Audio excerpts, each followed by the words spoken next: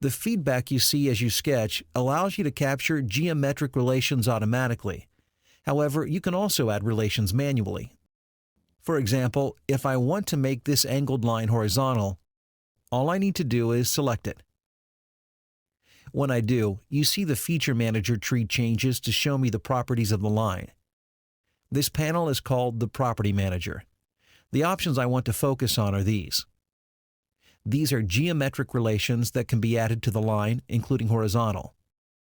When I select horizontal, you see the line will change to be horizontal.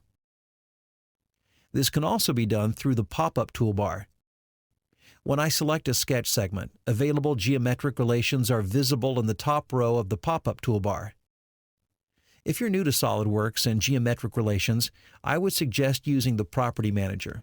This way you can see the name of the relation next to each icon. Once you get more familiar with geometric relations, you might find it faster to use the pop-up toolbar instead. The options you see in the Property Manager and the pop-up toolbar depend on the geometry you select. For instance, at the end of this line,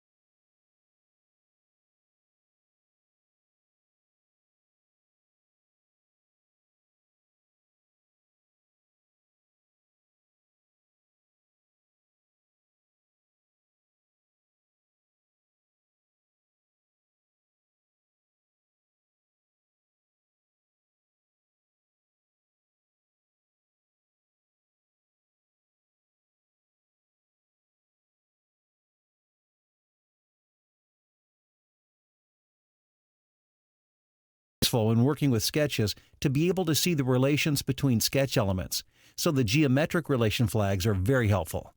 If you don't like working with them, or perhaps have a sketch that has so many geometric relations it becomes cumbersome to view the screen, you can turn off the display of the flags. From the View drop-down menu, uncheck Sketch Relations. The use of geometric relations is one way to control sketch geometry. The other method is by using dimensions to define the size of geometry. Let's take a look at how to use dimensions next.